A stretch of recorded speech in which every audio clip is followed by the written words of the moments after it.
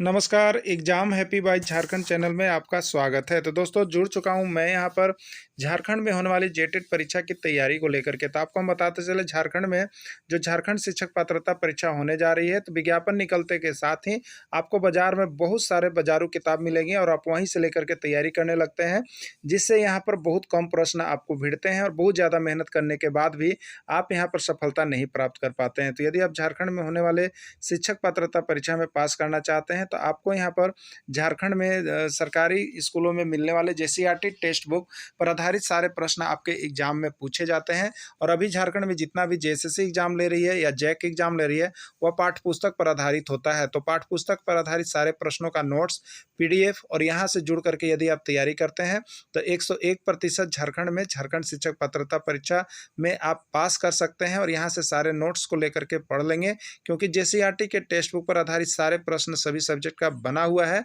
और साथ में यहाँ पर जो है आपको उसका ट्रिकी भी नोट्स दिया जा रहा है। तो यदि आप झारखंड में झारखंड शिक्षक पात्रता परीक्षा या झारखंड सहायक आचार्य परीक्षा किसी की भी तैयारी करना चाहते हैं, तो आप यहाँ पर जुड़े हुए जेसीईआरटी टेक्स्ट बुक के माध्यम से सारी तैयारी कर सकते हैं, सारे नोट्स ले सकते हैं। वो भी सिर्फ और सिर्फ एक पेपर की तैयारी 1000 रुपये में और दोनों पेपर की तैयारी 1500 रुपये में लाइफ टाइम के लिए करवाई जा रही है। तो क्लास शुरू हो गए हैं, आप सभी जुड़ करके अभी से ही तैयारी कर देंगे और यह एक बार की परीक्षा के लिए लाइफ टाइम आपकी फ़ी होगी, दोबारा आपसे फ़ी नहीं ली जाएगी। तो आपको जैसे ही वीडियो मिलता है, आप हमारा मोबाइल नंबर यहाँ पर देख रहे हैं, इस मोबाइल नंबर से संपर्क कर लेंगे और तैयारी के लिए जुड़ जाएंगे। तो चलिए चलते हैं महत्वपूर्ण प्रश्नों की ओर। पृथ्वी के लगभग 71% भाग पर जल है। देखिए आया हुआ है, ठीक है। UP TET, MP TET, C TET, J TET और साथ में यहाँ पर जेएसएससी में भी पूछा गया था। अब पृथ्वी के इसी कारण नीला ग्रह भी कहा जाता है। बहुत बार प्रश्न आया है कि नीला ग्रह के नाम से किसको जानते हैं, ठीक है। नीला ग्रह के नाम से किसको जानते हैं, तो किसको जानते हैं? पृथ्वी को नीला ग्रह के नाम से जाना जाता है। बहुत ही एमबीबीआई प्रश्न है, तो जितने नोट्स आप देखते चलेंगे उसमें बीच में एमबीबीआई प्रश्न भी आते रहेगा और उसके साथ साथ आपको यहाँ पर नोट्स भी चलते रहेगा। तो किस ग्रह को नीला ग्रह के नाम से जानते हैं, एक प्रश्न बन गया। तो पृथ्वी को नीला ग्रह के नाम से जानते हैं, ठीक है। देखिए यहाँ पर लिखा हुआ है महासागर है, नदियां हैं, झील है, हिम नदियां हैं, भूमिगत जल है, वायुमंडल का जलवाष्प है। ये सभी जलमंडल और जलवाष्प के अंतर्गत आते हैं। तो बहुत बार पूछता है कि इसमें कौन सा है, जलमंडल के अंतर्गत आता है या जलवाष्प के अंतर्गत आता है। तो जलमंडल के अंतर्गत कौन कौन आता है, तो महासागर, नदियां, झील, हिम नदियां, भूमिगत जल और वायुमंडल का जलवाष्प, ये सभी आपको जलमंडल के अंतर्गत आते हैं, ठीक है। चलिए अगला है, पृथ्वी पर पाए जाने वाला जल का 97% से अधिक भाग महासागरों में पाया जाता है। एकदम कंफर्म रहिएगा। तो ये प्रश्न भी पूछा गया था आपको कि महासागर में कितना प्रतिशत भाग जल पाया जाता है, ठीक है। तो वह 97% भाग जो है महासागर में पाया जाता है। बहुत बार ये जैसे पूछा हुआ क्वेश्चन है, ठीक है। तो 97% भाग जो है महासागर में पाया जाता है। अगला है, समुद्र का जल खारा होने के कारण 97% भाग मानव के उपयोग में नहीं लाया जाता और यही जो है 97% जल जो है यह मानव उपयोग के लायक नहीं है, क्योंकि यह क्या होता है, खारा होता है। तो ये भी प्रश्न पूछा गया था कि समुद्र का जल कैसा होता है, ठीक है। तो समुद्र का जल कैसा होता है, खारा होता है और खारा होने के कारण जो है वो मानव के उपयोग में नहीं लाया जा सकता है। अब रही बात कि जल का केवल ये तो प्रश्न आपको समझिए कि एकदम एमवीवीआई है, जल के अंतर्गत, जल टॉपिक है, जल के अंतर्गत पढ़िएगा। लेकिन यहाँ पृथ्वी के प्रमुख प्रमंडल में सारा चीज ही दे दिया गया है। तो देखिए जल का केवल 2.7% यानी लगभग 3% रखे, ठीक है, भाग अलवण जल तथा पीने योग्य है। देखिए कितने बार यह प्रश्न पूछा गया है, सभी को हम यहाँ पर दिखा दे रहे हैं आपको। तो पूछा गया है कि पृथ्वी पर कितना प्रतिशत भाग जल जो है पीने लायक है। इसमें 4 को ऑप्शन देता है। देखिए देगा आपको 3.1, 3.2, 3 से ऊपर देगा और यहाँ पर 2 से नीचे देगा। 2 वाला में अगर 2.5 से ऊपर दे रहा है, 2.6 भी दे सकता है, 2.7 भी कभी देता है, 2.8 भी देता है। तो ये 2 दशमलव वाला कोई एक यहाँ पर ऑप्शन के रूप में आपको दिया हुआ रहेगा, ठीक है। तो 2.7 से ऊपर जितना आएगा उसको आप लगा सकते हैं। एक बार तो आपको दिया गया था एग्जाम में, शिक्षक भर्ती परीक्षा में, उसमें था 2.9, तो इसी को सही माना गया था बोर्ड की तरफ से, ठीक है। तो ये देख लेना है, लगभग 2.7 यानी 3 के अंदर रहता है। चलिए स्थल मंडल की हम बात कर लेंगे। स्थल मंडल का, तो पृथ्वी का ठोस भाग जिस पर हम सभी प्राणी रहते हैं स्थल मंडल कहलाता है। ये अगला है, पृथ्वी ही एकमात्र ऐसा ग्रह है जहाँ जीवन पाया जाता है। ये भी एमबीबीआई प्रश्न है। कौन सा ऐसा जगह है, कौन सा ऐसा ग्रह है जिस पर जीवन पाया जाता है? बहुत बार आया वो प्रश्न है और वो हो गया पृथ्वी। और दूसरा क्या हो गया, किस ग्रह को नीला ग्रह के नाम से जानते हैं? वो भी आपका हो गया पृथ्वी। दोनों को ही देख लीजिएगा, दोनों ही आए हुए प्रश्न है आपके। जीवन के लिए आवश्यक तत्व भूमि, जल तथा हवा सिर्फ पृथ्वी के सतह पर ही मौजूद है। ठीक है, जीवन जो जीने के लिए है उसके लिए जो आवश्यक तत्व होता है वो सिर्फ कहाँ पर स्थित है? तो वो सभी पृथ्वी पर ही स्थित है, जिसके कारण पृथ्वी पर जीवन पाया जाता है। वायु की परतें जो चारों तरफ वायु से घिरी होती है उससे वायुमंडल कहते हैं। ये भी प्रश्न एक बार पूछा गया था। वायु की वैसी परतें जो चारों तरफ वायु से घिरी रहती है उसको क्या कहते हैं? वायुमंडल कहते हैं। नेक्स्ट आपका देखिए जैवमंडल है। जैवमंडल के अंतर्गत भी प्रश्न आते हैं। जैवमंडल में आपका है, जैवमंडल एक सीमित क्षेत्र है जहाँ स्थल, जल एवं हवा एक साथ मिलते हैं तथा हम सभी जीव रहते हैं। ठीक है, तो जहाँ पर स्थल मंडल, जल मंडल, वायुमंडल सभी है उसी को हम लोग जैवमंडल या बायोस्फीयर के नाम से जानते हैं।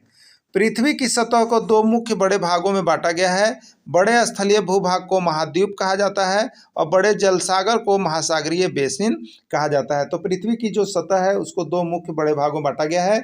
बड़े स्थलीय भूभाग को महाद्वीप कहा जाता है और बड़े जलाशय को महासागरीय बेसिन कहा जाता है। तो यहाँ पर क्या स्थलीय भाग कितना है?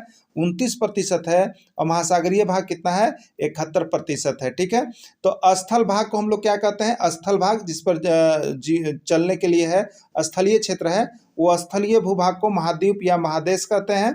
और बड़े जलाशय जो जहाँ होते हैं महासागरीय, उसको महासागरीय बेसिन के नाम से जाना जाता है। यानी स्थल बांटा गया है और जल को बांटा गया है। स्थल मंडल की औसत ऊंचाई समुद्र तल से लगभग 840 किलोमीटर है। देखिए ये भी बात पूछी जाती है, कहीं भी आप जाइएगा तो देखिएगा इसकी औसत ऊंचाई समुद्र तल से नापा जाता है। ठीक है, स्थल मंडल पर जिसकी भी ऊंचाई हो उसकी ऊंचाई किससे नापी जाती है? समुद्र तल से मापी जाती है। प्रश्न पूछा गया था, जैसे आप कभी कभी स्टेशन पर बहुत जगह देखते होंगे तो लिखा रहता है समुद्र तल से ऊंचाई 600 किलोमीटर, 700 किलोमीटर, ये 150 किलोमीटर। तो समुद्र तल से लगभग कितना है ऊंचाई? तो 840 मीटर है। विश्व का सबसे ऊंचा शिखर माउंट एवरेस्ट की ऊंचाई समुद्र तल से 8,848 मीटर है। विश्व का सबसे ऊंचा पर्वत शिखर कौन है? माउंट एवरेस्ट है। ठीक है, ये तो प्रश्न अभी तक 1001 बार पूछ दिया गया है। देखिए, और आपको ये किस में था? जेसीईआरटी टेक्स्ट बुक का ही है, तो आपको जेसीईआरटी का ही पढ़ना है। जेसीईआरटी में देखिए सारा प्रश्न छपा हुआ है, कहीं भी बाहर ज़्यादा जाने की आवश्यकता नहीं है, बस किताब को पढ़ लेना है 10 तक का। वहाँ से आपको जो है 60 से 70% भिड़ जाएगा एकदम। और यहाँ पर सारा इस चैनल पर पढ़ाई आपको नोट्स बना बना करके डेली जो है आपको यहाँ पर जेसीईआरटी का ही करवाया जा रहा है। तो देखिए यहाँ पर विश्व का सबसे ऊंचा शिखर कौन है? माउंट एवरेस्ट है और इसकी ऊंचाई समुद्र तल से कितनी है? 8,848 मीटर है। तो पूछेगा कि विश्व का सर्वोत्तम ऊंचा शिखर कौन है? वो है माउंट एवरेस्ट। इसकी ऊंचाई कितनी है? 8,848 मीटर। देखिए अभी इसका जो लेटेस्ट है, किसी किसी किताबों में आपको देखने को इससे ज़्यादा भी मिल सकता है, 8,856 भी मिल सकता है, 57 मिल सकता है, लेकिन इतना पर कॉन्फिडेंस रखिएगा 8,848 मीटर है। इससे ऊंचा और वहाँ पर मिलेगा नहीं। ठीक है, अगर उससे ऊंचा 50-56 मिलता है तो ये 8,848 मीटर जो है वो आपका वहाँ पर नहीं रहेगा। ठीक है, इससे ऊंचा जा सकता है। अगला है, स्थल मंडल के विभिन्न स्थानों की ऊंचाई अलग अलग होती है। एकदम सही बात है, जो स्थल मंडल होता है उसका ऊंचाई क्या होता है? विभिन्न स्थानों पर अलग अलग होता है, क्योंकि इसकी ऊंचाई कहाँ से मापी जाती है? समुद्र तल से मापी जाती है। समुद्र तल से स्थल मंडल की ऊंचाई सबकी अलग अलग होती है, एक जैसा नहीं होता है। समुद्री जल का तल, पानी जगह एक समान होता है, इसलिए स्थल की ऊंचाई को समुद्र तल से मापा जाता है। देखिए बहुत बार ये भी आपको पूछ दिया जाता है कि क्यों मापा जाता है। मतलब हमने बोला कि स्थल की ऊंचाई कहाँ से मापी जाती है? समुद्र तल से मापी जाती है। समुद्र तल से क्यों मापी जाती है? तो देखिए दिया हुआ है, समुद्री जल का तल माने सतह सभी जगह एक समान होता है, इसलिए स्थल की ऊंचाई को समुद्र तल से ही मापा जाता है। समुद्र की जल का जो होता है तल या सतह वो सभी जगह एक समान होता है, इसीलिए सभी जगहों की ऊंचाई जो है समुद्र तल के सतह से ही की जाती है। समुद्र तल की ऊंचाई को शून्य माना जाता है। समुद्र तल की जो शुरू ऊंचाई होती है उसको शून्य माना जाता है और उसी शून्य को मान करके सभी जगहों का ऊंचाई जो है वो लेबल कर दिया जाता है, माप दिया जाता है। चलिए वायुमंडल के अंतर्गत देख लेते हैं।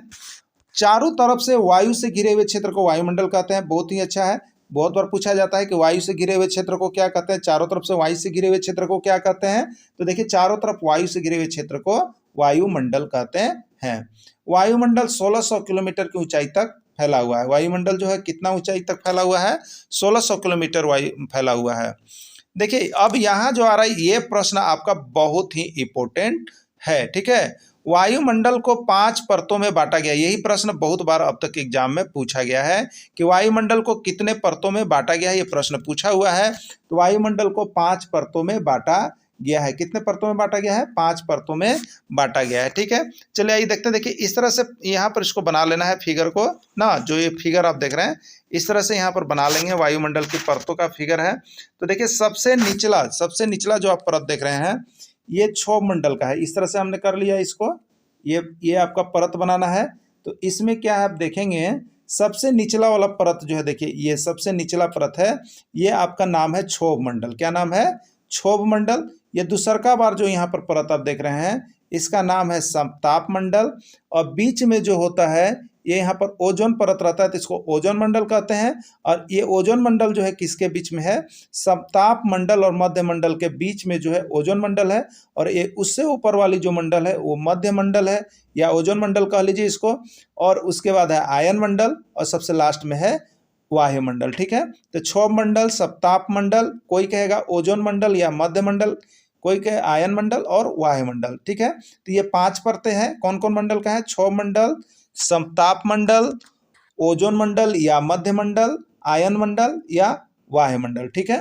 यानी यहाँ पर वायुमंडल की 5 परतें हैं। नाम कभी कभी पूछ दिया जाता है, तो एक क्रम से आप लगाएंगे। सबसे पहले होगा क्षोभ मंडल, फिर समताप मंडल, फिर ओजोन मंडल या मध्य मंडल उसी को कहेंगे, उसके बाद आयन मंडल, और सबसे बाहर में जो हो जाएगा, सबसे लास्ट में बाहर निकल गया वो वायुमंडल होगा। तो देखिए यहाँ पर प्रश्न क्या होता है, तो प्रश्न सबसे ज़्यादा जो अब तक पूछा गया है उसमें ये प्रश्न पूछा गया है कि मौसम संबंधी सभी घटनाएं किस मंडल में घटित होती है। बहुत, यानी 1001 बार अभी तक के प्रश्न में एग्जाम में पूछा गया है कि मौसम संबंधी सभी घटनाएं किस मंडल में घटित होती है। तो वो क्षोभ मंडल है जिस पर हम लोग रहते हैं, ठीक है। तो मौसम संबंधी सभी घटनाएं यही होती है, ठंडा, गर्म, बरसात, आंधी, तूफान, कोहरा, धुंध, ये सभी कुछ कहाँ पर होता है, क्षोभ मंडल में होते हैं। तो हम जिस लेवल पर रहते हैं वो हम लोगों का क्षोभ मंडल है। और उसी मंडल पर याद रखिएगा कि मौसम संबंधी सभी घटनाएं देखने को मिलती है। तो हम और आप उस मौसम संबंधी सभी घटनाओं को देखते हैं। ठंडा का मौसम ही देखते हैं, गर्मी का मौसम ही देखते हैं, बरसात का मौसम ही देखते हैं। उसी में आंधी भी मिलता है, तूफान भी मिलता है, और धुंध भी मिलता है, कोहरा भी मिलता है, ओस भी मिलता है।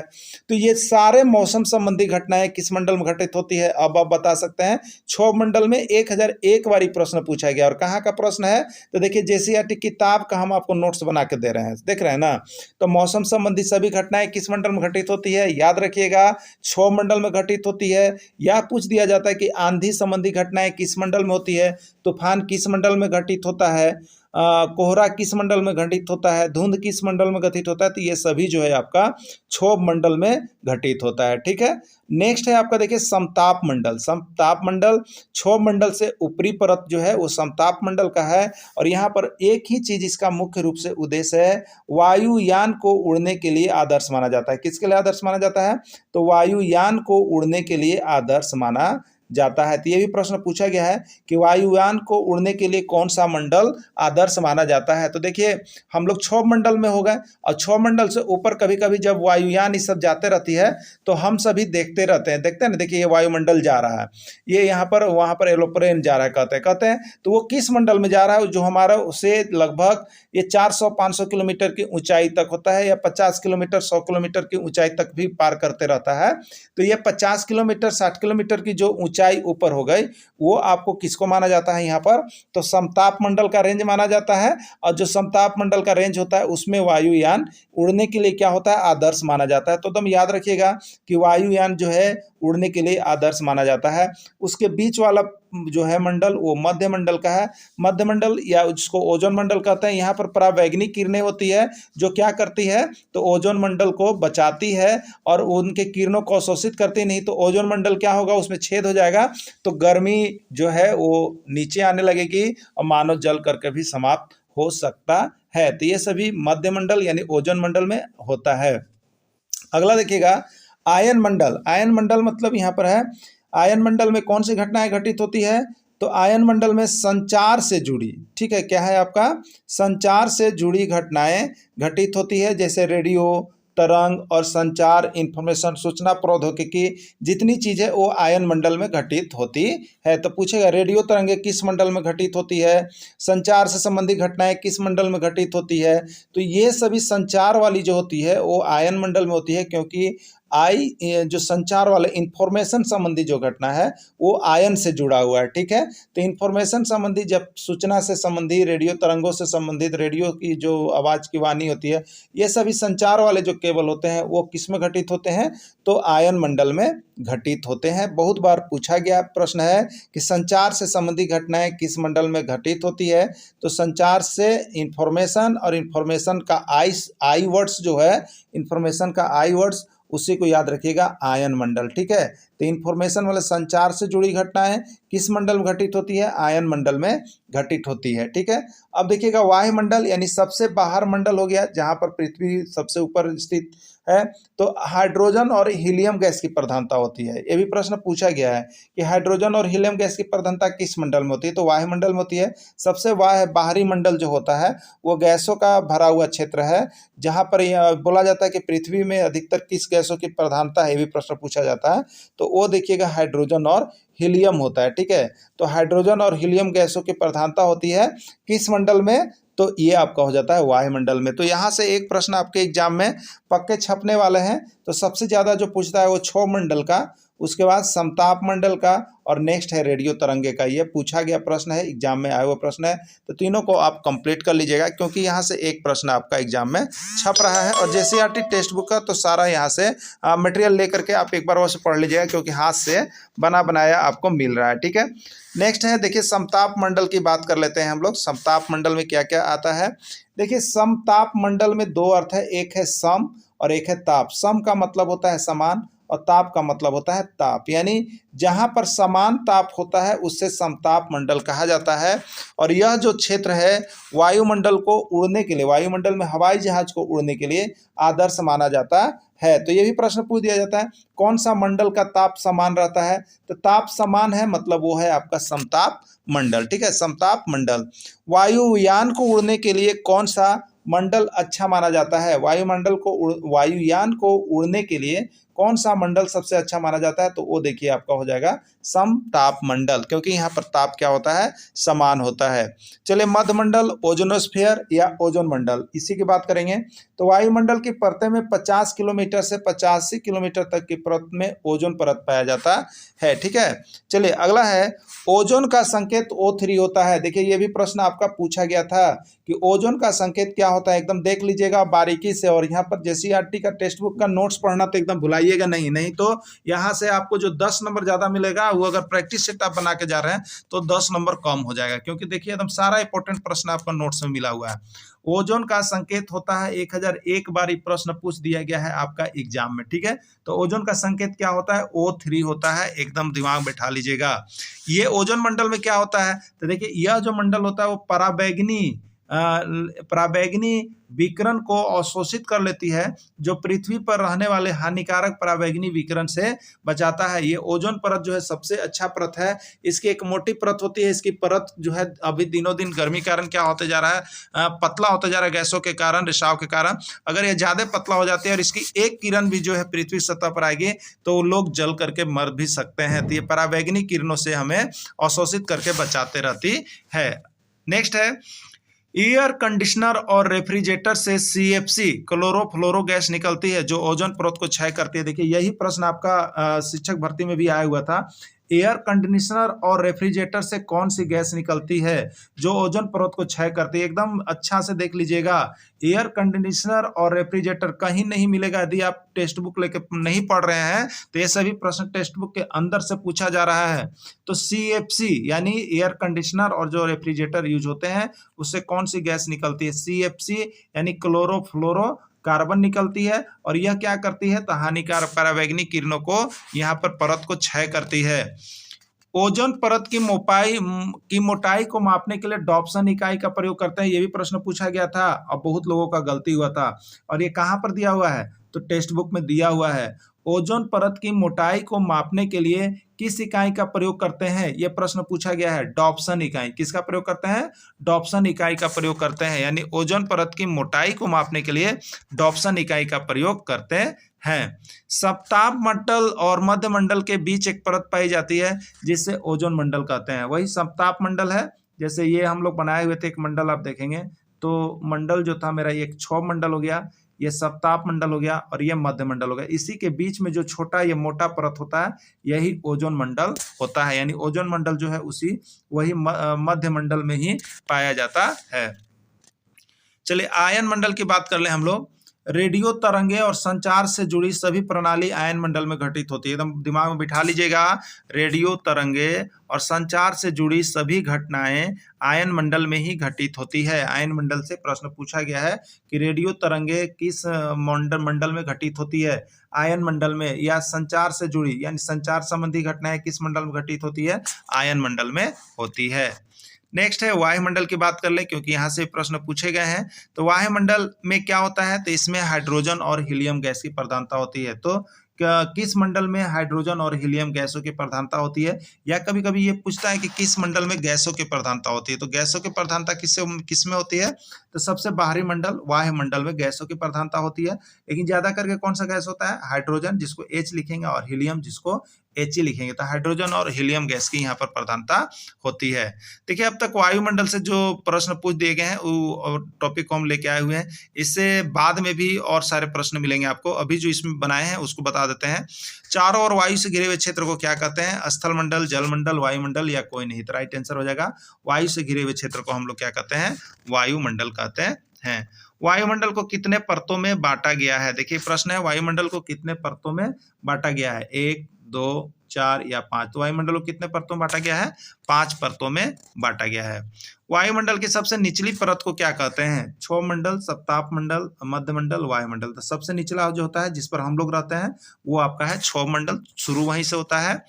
उसके बाद है अगला प्रश्न, धुंध, बादल, कोहरा, आंधी, तूफान या मौसम संबंधी घटनाएं किस मंडल में घटित होती है? क्षोभ मंडल, सप्ताप मंडल, ओजोन मंडल या वायुमंडल। तो जिस पर हम लोग रहते हैं उसी पर मौसम संबंधी घटनाएं होती है, तो वो क्षोभ मंडल का क्षेत्र माना जाता है। वायुयान को उड़ने के लिए कौन सा मंडल आदर्श माना जाता है? तो अभी हम बताए थे समताप मंडल, जिस पर ताप समान रहता है, और ताप समान रहता है तो उस पर वायुयान को उड़ाने के लिए आदर्श माना जाता है। सभी प्रश्न देखिए आए हुए हैं, सब आपको JCERT टेक्स्ट बुक का ही मिल रहा है। ठीक है। समताप मंडल और मध्य मंडल के बीच एक परत पाई जाती है, उसको क्या कहते हैं? तो सप्ताप मंडल और मध्य मंडल के बीच में एक परत पाई जाती है, उसको हम लोग कौन सा परत कहते हैं? ओजोन परत। और ओजोन परत का संकेत क्या होता है? ओजोन का O3। इसको मापते किस में है? तो DB यानी डाप्सन इकाई में। किस में मापते हैं? डाप्सन इकाई में मापा जाता है। ये भी प्रश्न पूछा गया था। ठीक है। कौन सी परत हमें पृथ्वी पर आने वाली हानिकारक पराबैंगनी किरण से बचाती है? अभी इसकी चर्चा हो गया है। कौन सी परत है जो पृथ्वी पर आने वाली हानिकारक पराबैंगनी किरण से हमें बचाती है? तो वो हमें ओजोन परत है, जो पृथ्वी पर आने वाले हानिकारक पराबैंगनी किरणों को अवशोषित कर लेती है और वो पृथ्वी के अंदर नहीं आने देती है। नहीं तो आदमी का क्या होगा? तापमान धरती पर बहुत ज़्यादा बढ़ जाएगा। तो देखिए ऐसे सारे इंपॉर्टेंट प्रश्न को देखने के लिए चैनल सब्सक्राइब कर लीजिएगा। और JCERT और झारखंड में जितनी भी भर्तियाँ आ रही है उसके लिए तो आप यहाँ पर जो है आपको GK GS के अंतर्गत जो भी पढ़ना है वो आप यहाँ से JCERT टेक्स्ट बुक का पूरा कंप्लीट तैयारी यहाँ से करवाया जाता है। आप सभी अभी कभी फ़ोन नंबर दिया हुआ है वहाँ से जुड़ जाइएगा। वीडियो के अंत तक जुड़े रहें। इसके लिए आप सभी को बहुत बहुत धन्यवाद।